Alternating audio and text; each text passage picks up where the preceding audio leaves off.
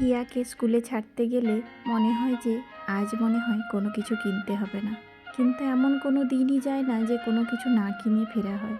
ঠিক আজকেও কয়েকটা আইটেম কিনে তাড়াতাড়ি করে বাড়ি ফিরলাম। এসে জলটা খেয়ে ভাবলাম সবজিগুলো গোছাবো। মনে পড়লো কাল রাতে ওপরের সবজি গাছগুলোতে তো জল দেওয়া হয়নি। দেখো কেমন, এত রোদের তাপ, একদম যেন শুকিয়ে গেছে। একদিনে জল না দিলে এরকম অবস্থা হয়। ছুট্টে নিচের একটা দুটো গাছেও একটু জল দিয়ে দিলাম। এখানে এত ড্রাই ওয়েদার, সে তো তোমাদের আগেও বলেছি। আগে ফ্রিজের মাছটায় নুন দিয়ে তারপরে সবজিগুলো ফ্রিজে গোছাবো বলে ঠিক করলাম। সবজিগুলো তো ধোবই, শুধু শাকটা না ধুয়ে নিচটা কেটে ভালো করে রাখলাম।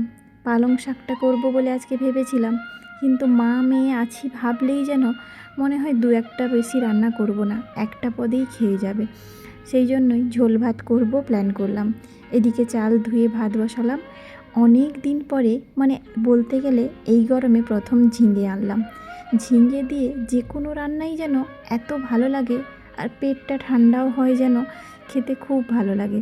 মাছ দিয়ে হোক, ঝিঙে আলু পোস্ত হোক, যে কোনো রান্নাই খুব ভালো লাগে।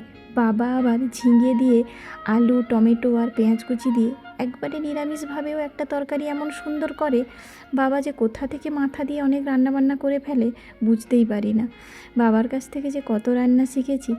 যাকগে, মা মেয়ে ঝিঙে আলু মাছ দিয়ে এই গরমে প্রথম এই ঝোলটা বানালাম।